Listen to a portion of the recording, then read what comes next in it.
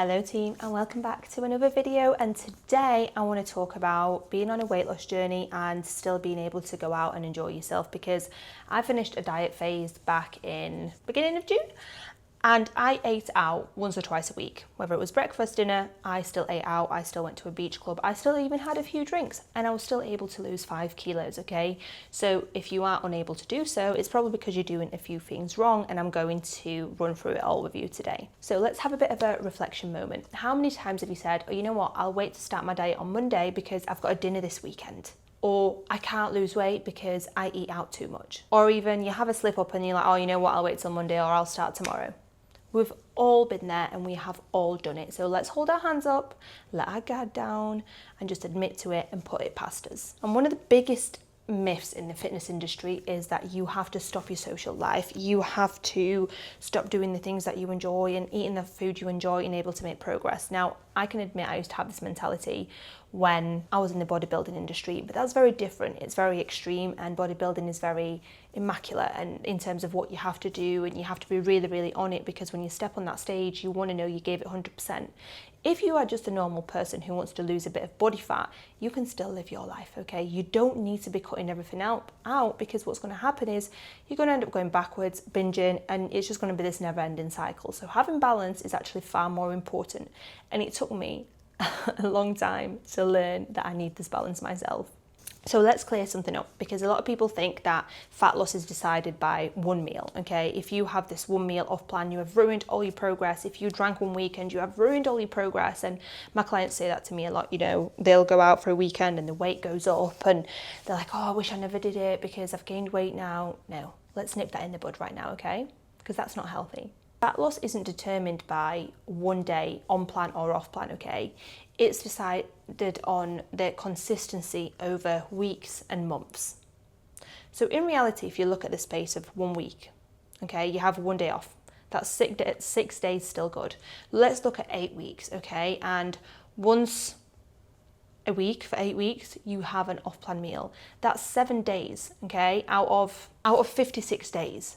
Not that bad really, is it? So it's not because you had a pizza, it's not because you had the ice cream, it's not because you went out for cocktails with the girls. But it doesn't decide like, oh, you know what, today she had a few cocktails, so you know what I'm going to do to punish her? Stop losing body fat. It doesn't really work like that. What matters is your calories in versus calories out over the space of a week, not just daily. So what you need to understand is, what you need to be honest with yourself is it just that one meal? Is it just them couple of drinks? Or does it turn into a full weekend? Are you going out for one meal, so you're still having your breakfast, lunch on plan and you're having a dinner out? Or is it turning into a full day off plan and then the following day too?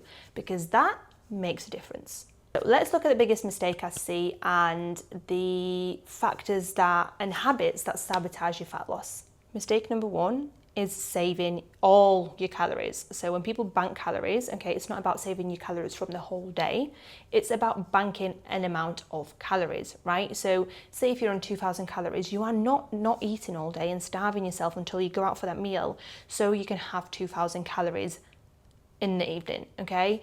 The better way to do it is probably take 150 calories from every single day, so you just slightly reduce them. So what I would do instead is have your breakfast on plan, have your lunch on plan, and then save your dinner and a few extra 100 calories from earlier on in the week. Because if you go out and you're starving, you've not ate all day, then you're going to pick at the bread basket, you're going to get a starter, main and a dessert and drinks, and then you weigh over those 2,000 calories anyway. And mistake number 2 is the screw it mentality.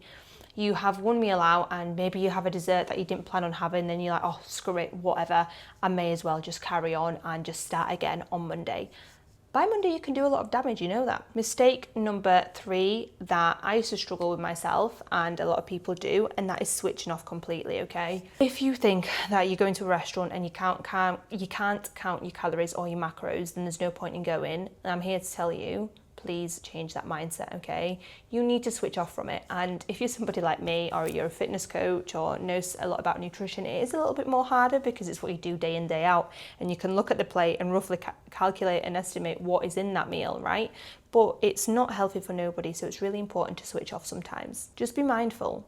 Eat until you are full. Stop when you are full. Don't finish your plate just because you have to. And a lot of us foreign people, me being Polish, I can say this, Food was a big part of family things, events, and even, you know, if I was, I don't know, 6, 7, 8, if I didn't finish my meal, I would be sat at the table until I finished it. And so we've been conditioned to finish everything on our plates, even if we are full, we are no longer hungry, okay? So we need to let go of that belief. I'm about to tell you what you should actually do, and this is what I tell my clients and how I support them with eating out and actually being able to enjoy life while still being in a fat loss phase, okay? Because all my clients have meals out every single week. So first of all, and you'll hear this everywhere, is prioritize protein. It keeps you full. It also preserves muscle mass when you're in a fat loss phase. So when you're looking at a menu, okay, and I would usually view a menu before I go to a restaurant just to make sure they have good options and something for me. I wouldn't look at, oh, what's got the least calories? I would look at, right, what has a protein source in it? Whether that's chicken, whether that's steak, beef, pork, fish, whatever it is, I would look at something with a protein source always. These meals will fill you a lot more. And then decide on a side that you enjoy, okay? Obviously don't go for like triple loaded fries with cheese and everything else. Keep it classy, but still something you enjoy. If you want to have some sweet potato fries, do. You might not have to have the full portion because depending on where you go, the portions might be like this versus like this, but you can have some. The second thing that I've already spoke about is don't arrive starving. If you aren't arriving to a restaurant hungry, you will eat everything in sight and you will not have self-control. So having a little snack before you actually go for a meal will help and prevent you from overeating and binging at that sitting. Now be aware of portion sizes because restaurants will usually, unless you go to like a Michelin 5-star, give you much bigger portions than you would have at home. And one thing that's very noticeable is when you order steak, for example, right? At home, I'll have 150 grams. I go to a restaurant and it's double that. It's around 300 grams for a steak, right? So naturally, that's going to have double the calories. So just beware of portion sizes. Like I said, you don't need to finish the food. Eat slowly. Make sure you are chewing the food properly. If you're full halfway, stop. Drink your water. Drink your drinks, they naturally fill you up that little bit more. Now, another important thing is picking meals that you actually enjoy. And a lot of people overcomplicate this. They'll go and they'll be like, can I have a chicken breast that's plain, grilled, with no oils, no sauces, no anything? Why are you going out for a meal? If you're going out for a meal, you want to enjoy it. Yes, keeping it clean is great, but not to that extent. You wouldn't have a meal like that at home. So why are you going out and paying for it? Because what's going to happen is you're going to leave unsatisfied, probably go home and have something else on top of that. So that is just pointless having that. Have something you enjoy. If you want to have pasta, something with meat in it, okay? Maybe sushi, maybe tacos. It's all about portion control, but have something that will satisfy that craving of yours. And a big reminder for you here is that healthy people still eat pizza. Healthy people still eat pasta. Healthy people still have ice cream and drinks every now and again. But the biggest difference is that these meals are a part of their lifestyle. They don't use the excuse of abandoning their usual habits just to kind of go on a binge trend, okay? They eat that meal, they enjoy it, they satisfy the craving, and then they get back on track the same or next day without feeling guilty, without punishing themselves. I am a huge preacher of this, but balance will always win, and it's something that I used to struggle with, and now I'm very good at it, having the balance of a social life versus my health lifestyle. Because social events matter, meals out with family and friends matter. You're not going to be laid on your deathbed saying that, oh, I wish I went out for this meal, or oh, I wish, oh,